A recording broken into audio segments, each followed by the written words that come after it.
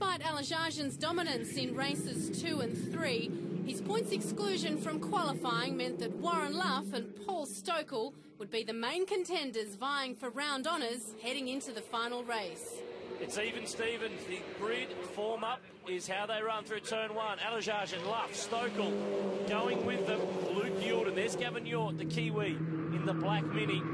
Stephen Bradbury monstered by Peter McNiven, who's already making up ground. Yeah, McNiven making a big fight back, as we see here. Stephen Bradbury getting a run out of turn 2, but McNiven fighting back from his spin in the third race. He skates pretty well, doesn't he, the Mini? He's done a bit of V8 ute racing. He's sampled the Mini Challenge before, and he's eyeing off. He's not waiting for the last lap, is he? No, it's worked before, though, I hear. He might not ever get to do that again, but he's got the move back on Peter McNiven. Fight at the front, Stokel in third. Look at the way these cars jump off the bumps at turn 1, out wide. Easy to do. Brendan Cook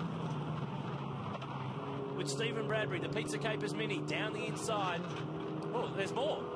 Peter McNiven's going for the ride as well. Stephen Bradbury very, very quick through turn 2, and that enables him to carry this long run down the back straight, and he's pulling a gap on these two. Turn 3, one of the best overtaking spots on this track. Brendan Cook from a long way back. Stephen Bradbury played that very, very well. If he turned in, he was probably going to get hit. It was curtains for both of them, so just check the mirrors before turning in. Ran the car a little wide as we go on board with Stephen, and just wanting to will the Mini on as much as he can on the run up to turn 3.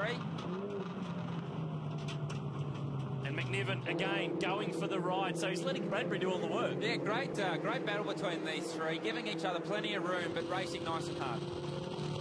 Sean Carter closing in here. Started down the back, failed to finish race 3 after that contact with Dean Canto. Running on the inside of Brendan Cook. Giving one another racing room. Good stuff here. And it's a drag race to turn 1. Drag race to turn 1. Sean Carter's certainly in the better position being on the inside as we get towards turn 1. We go over the bumps on the braking area into turn 1, and Cook gives way, and Sean Carter completes that pass nice and cleanly. Luke Youlden under a bit of pressure here from Chris Wotton, the fight for 4th. We'll see Luke later in the year with Ford Performance Racing again at Phillip Island and Bathurst in the V8 Enduros. He and Dean Canto have been in business together with a bit of a stunt driving school. I reckon they might have to apply some of that this weekend. Well, there's been a bit of stunt driving going on in the Minis this weekend, so certainly those blokes have been teaching a few tricks as we see Youlden back up the inside for turn 4. Chris Wotton trying to do the over and under trick into turn 5. Is he in there? Smallest of contact, and Luke felt he was there. He's tried the new four-wheel drive Mini out as he exits turn 5 for the run down to turn 6. That could have been a whole lot worse there. We've seen plenty of cars not make it through that corner together. Youlden, though, has to give up the spot. Wotton's through. Chris Alazhajan looking comfortable out in front. He has certainly come to play this weekend. The championship leader, Luff second, Stokel third. But this has brought Stokel back into the championship picture. It certainly has. Alazhajan missing out really in race 1 has cost him a small amount of his points lead, but he's fought back incredibly well to go on to win the last 3 races of the weekend. Has been a great result, and with Warren Luffer finishing second and Paul Stokel third, they really were the form guys for the weekend. Checkered flag on the Mini Challenge at Queensland Raceway, and Chris Alazhajan takes the round win in round 3. Luff in second from Stokel. And Alazhajan, the fastest lap of the race, 1:24.26, back on lap 4. Youlden 5th from Magro. Stephen Bradbury, great drive in 7th. And Sean Carter rounds out the top 10.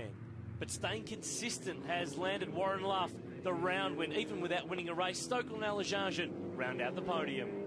The qualifying was important with Chris Alazhajan losing his points. That must have given you an edge in the overall round results. Yeah, I think it came down to between Paul and myself into that last race. Whoever finished ahead on the road was going to win the round. So, yeah, obviously very happy. I made a few bad starts in the first couple of races, which probably cost us a little bit as well. So, got it together today, and, yeah, very excited. So Paul Stokel is the big mover, jumps from 5th to 2nd. The margin of Alazhajan is just 42 points, and just 79 points cover the top 4.